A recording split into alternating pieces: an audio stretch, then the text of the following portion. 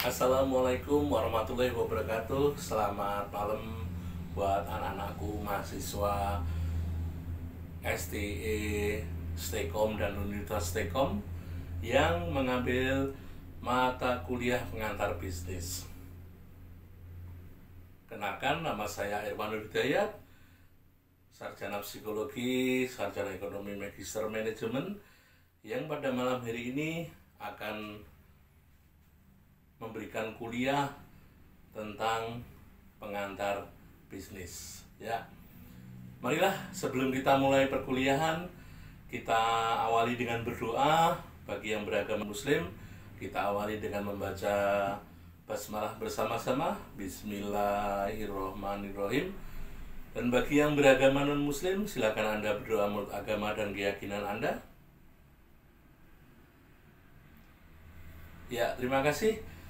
Ya, semangat ya untuk perkuliahan saya.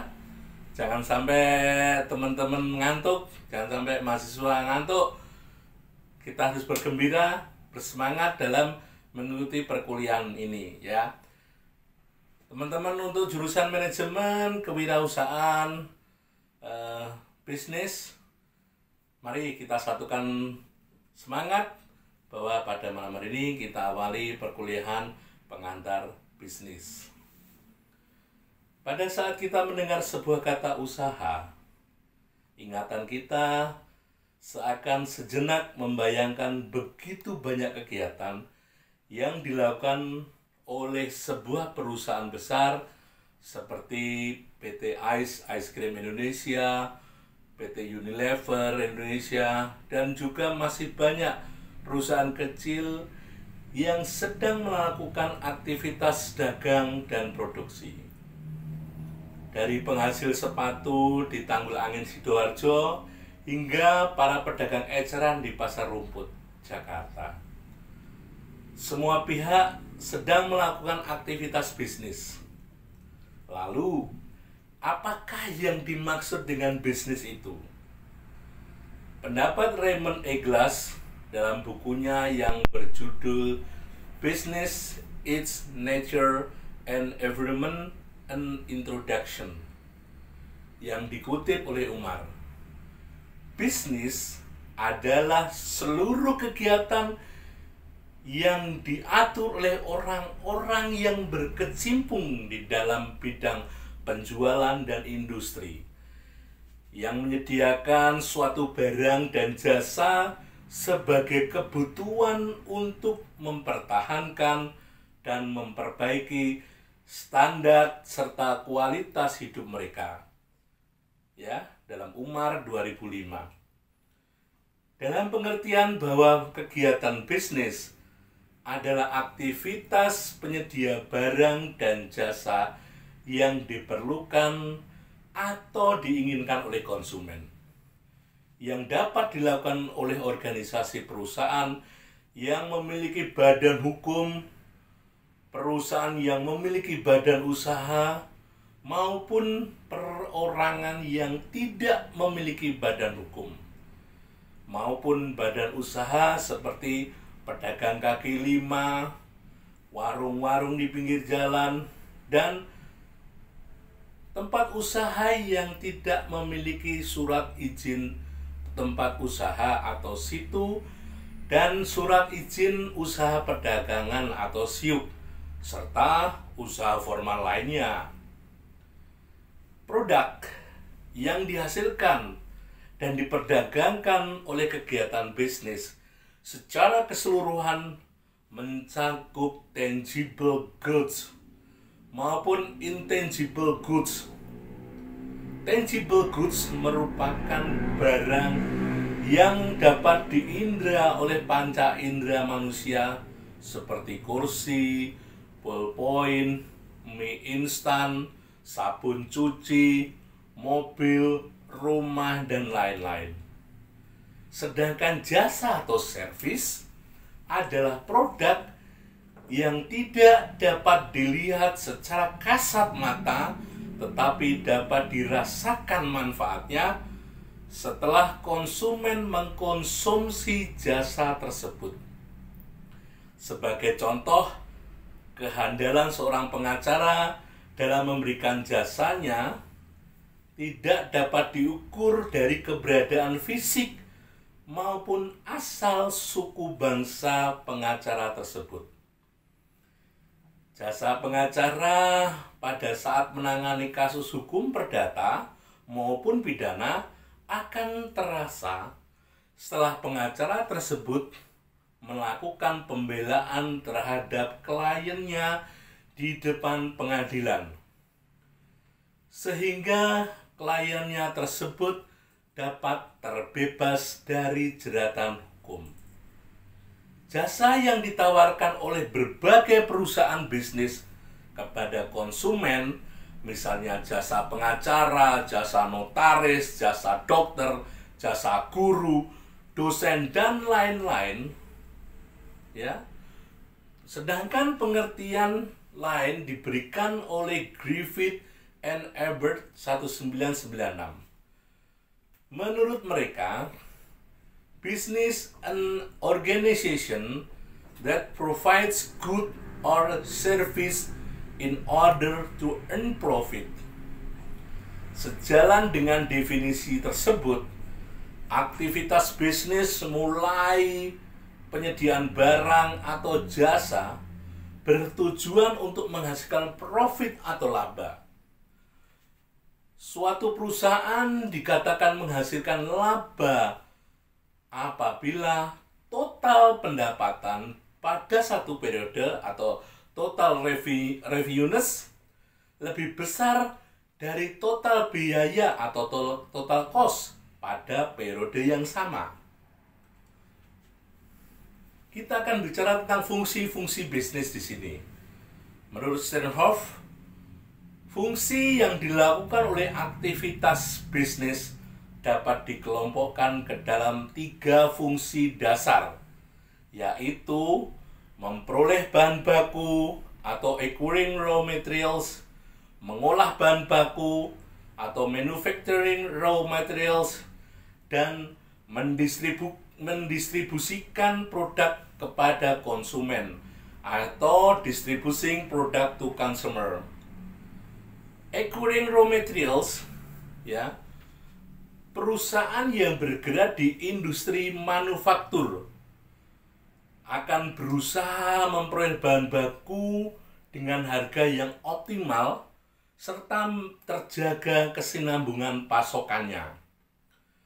Harga perolehan bahan baku yang lebih tinggi daripada pesaing memiliki potensi untuk menyebabkan perusahaan kehilangan daya saing di pasar global. Di sisi lain, pasokan bahan baku yang tidak berkesinambungan akan sangat mempengaruhi keberlanjutan produk. Yang kedua adalah manufacturing raw materials. Ya, setelah bahan baku diperoleh, perusahaan akan mengolah bahan baku tersebut menjadi produk. Sebagai contoh, misalnya PT Indofood Sukses Makmur sebagai perusahaan mie instan yang akan mengolah bahan baku tepung terigu menjadi mie instan dengan diberi berbagai bumbu seperti mie instan rasa kari ayam, rasa soto, mie goreng, dan lain-lain. Yang ketiga adalah distributing product to consumer. Produk yang dihasilkan perusahaan selanjutnya didistribusikan kepada konsumen. Kegiatan distribusi produk dari produsen kepada konsumen melibatkan berbagai perusahaan bisnis lainnya seperti perusahaan distributor, ekspedisi, asuransi, grosir, toko pengecer, dan lain-lain. Sebagai contoh, distribusi produk PT Unilever Indonesia dari pabrik PT Unilever Indonesia sampai kepada konsumen akhir dilakukan melalui serangkaian jalur distribusi seperti distributor, grosir, supermarket, serta berbagai toko eceran sebelum produk tersebut akhirnya sampai kepada konsumen akhir. Konsumen bisnis, ya, apabila dilihat dari konsumen sebagai pembeli produk atau buyer, maka membeli produk perusahaan dari segmen bisnis customer dapat dibagi menjadi 4 kategori. Companies that consume. Apabila sebuah perusahaan membeli produk atau jasa untuk dijadikan sebagai bagian dari produk akhir perusahaan, maka perusahaan tersebut disebut Original Equipment Manufacturer atau OEM. Misalnya General Motors membeli komponen otomotif dari para subkontraktor sesuai dengan spesifikasinya yang telah ditetapkan oleh pihak General Motors untuk dirakit dalam mobil yang diproduksinya. Tetapi pada saat General Motors membeli mesin fotokopi Xerox untuk digunakan di kantor General Motors dalam kegiatan administrasi, maka dalam hal ini General Motors bertindak sebagai pengguna atau user. Lanjut, yang lain adalah government agencies. Pemerintah merupakan pembeli terbesar produk-produk tertentu yang dihasilkan oleh perusahaan. Misalnya, pemerintah merupakan pembeli bahan kebutuhan pokok terbesar untuk memenuhi kebutuhan seluruh penduduk Indonesia.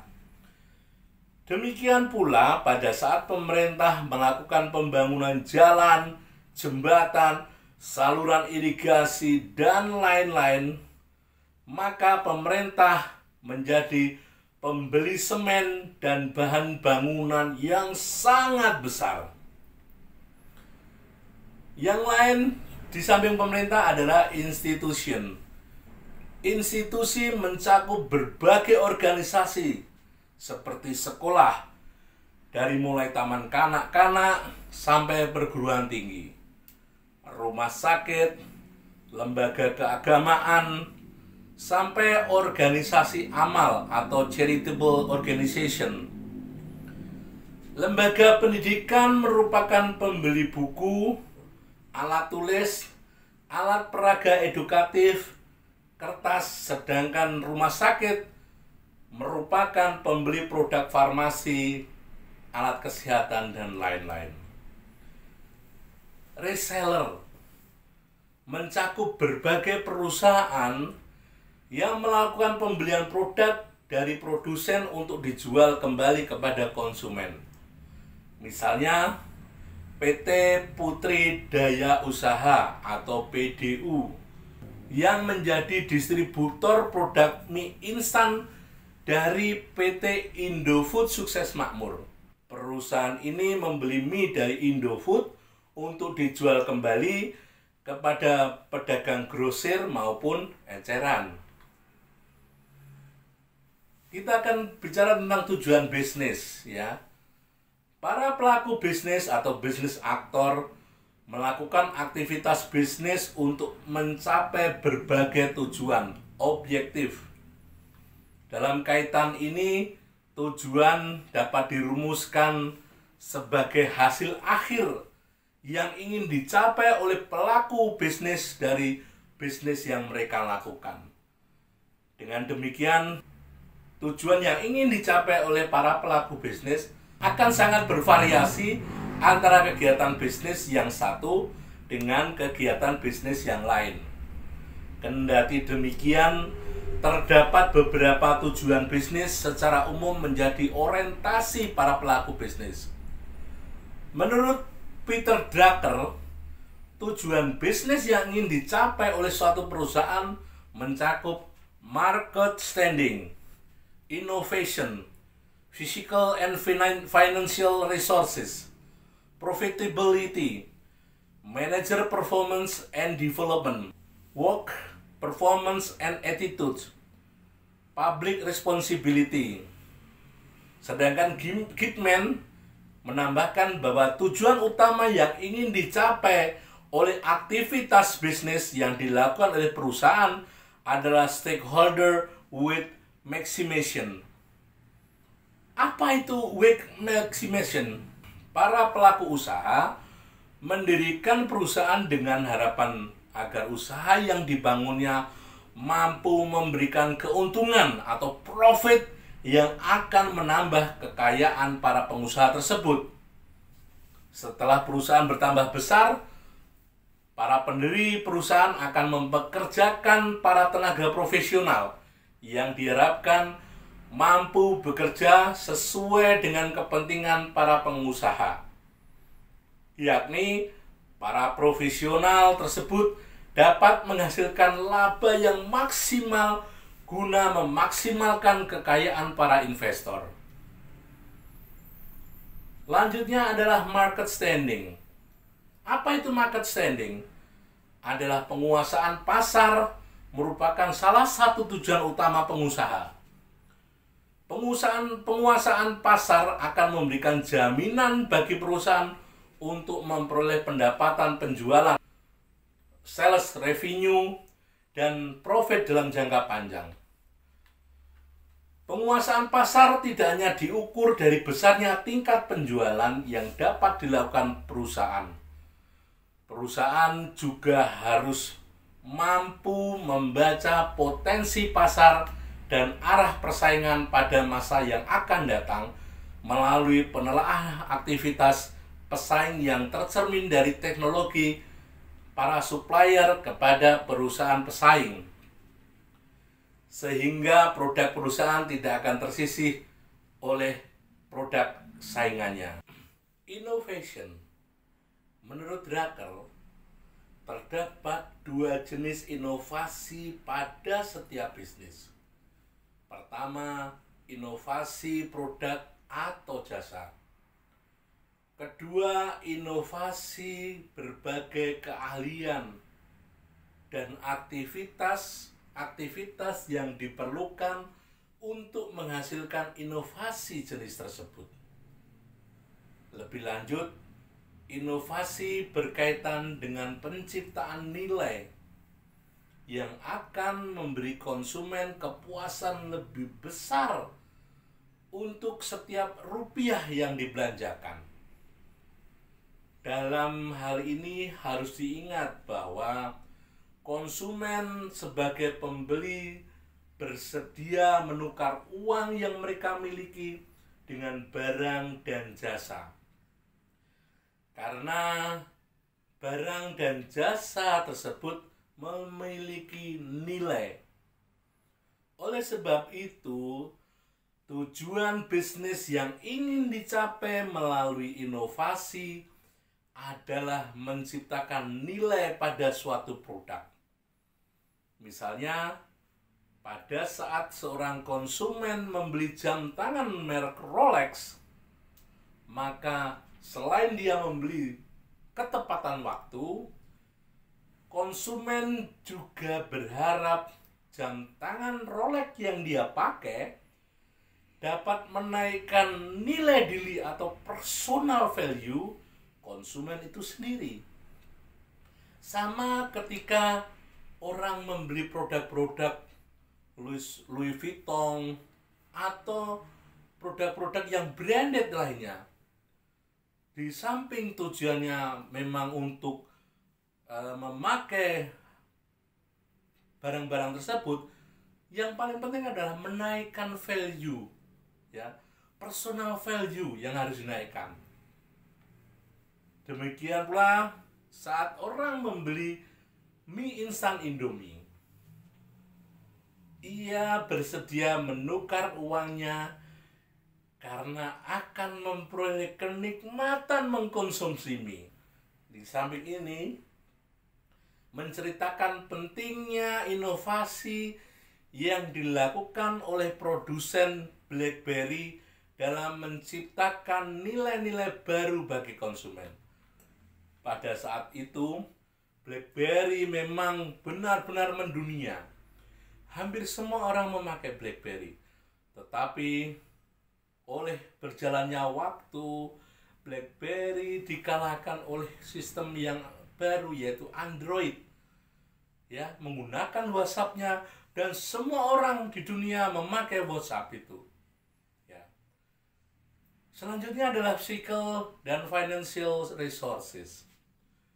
Bagi perusahaan yang bergerak di bidang manufaktur, kemampuan perusahaan untuk memperoleh pasokan bahan baku yang berkelanjutan dengan harga yang bersaing akan sangat menentukan daya saing perusahaan. Selain penguasaan terhadap sumber daya fisik, termasuk di dalamnya kapasitas pabrik, fasilitas pergudangan, dan lain-lain, perusahaan harus memiliki penguasaan sumber daya keuangan yang memadai. Dengan demikian, perusahaan apapun jenisnya harus memiliki tujuan penguasaan terhadap sumber daya fisik dan keuangan. Kita bicara tentang profit, ya, keuntungan. Para pelaku bisnis yang memiliki badan usaha seperti perseroan terbatas atau PT, persekutuan komanditer atau CV, firma, dan koperasi merupakan contoh badan usaha yang bertujuan untuk menghasilkan laba. Demikian pula kegiatan usaha yang dilakukan oleh perorangan yang tidak memiliki badan usaha seperti para pedagang kaki lima, warung, kios, usaha informal lain yang memiliki tujuan utama adalah untuk menghasilkan profit. Bisnis yang dilakukan oleh para pelaku bisnis tidak hanya mengandalkan keuntungan atau laba sesaat, melainkan diharapkan dengan adanya laba, maka perusahaan akan dapat menumbuh kembangkan usaha menjadi usaha yang semakin besar dan semakin menguntungkan. Manager Performance and Development. Apa sih gunanya manager performance and development? Manajer merupakan orang yang secara operasional bertanggung jawab dalam pencapaian tujuan organisasi. Untuk dapat mengelola perusahaan dengan baik, manajer perlu memiliki berbagai pengetahuan atau knowledge, kemampuan atau skill, dan perilaku atau behavior. Dan perilaku atau behavior tertentu yang berkaitan dengan profesinya. Dengan demikian, peningkatan kinerja dan pengembangan kemampuan manajer melalui serangkaian kegiatan kompensasi yang menarik, serta program training and development secara berkelanjutan harus menjadi tujuan dari setiap perusahaan. Menceritakan perjalanan karir seorang manajer legendaris Indonesia, yaitu Tantri Abeng. Beliau pernah jadi manajer terkaya di Indonesia dan pernah menjadi menteri, seorang menteri. Kita bicara worker performance and attitude. Ya. Apa itu work performance and attitude? Selain manajer, sumber daya manusia yang harus memperoleh perhatian besar dari perusahaan adalah para karyawan. Hal penting yang harus diketahui oleh perusahaan adalah sikap para karyawan terhadap pekerjaan dan juga perusahaan. Sikap ini antara lain terkait dengan kondisi kerja dan kompensasi yang diterima oleh para karyawan. Oleh sebab itu, untuk kepentingan jangka panjang, perusahaan harus membuat tujuan yang spesifik terkait dengan pemeliharaan dan pengembangan karyawan agar karyawan-karyawan tersebut dapat bekerja dengan baik. Selanjutnya, public responsibility. Apa itu public responsibility? Bisnis harus memiliki tanggung jawab sosial seperti memajukan kesejahteraan masyarakat, mencegah terjadinya polusi, menciptakan lapangan kerja, dan lain-lain.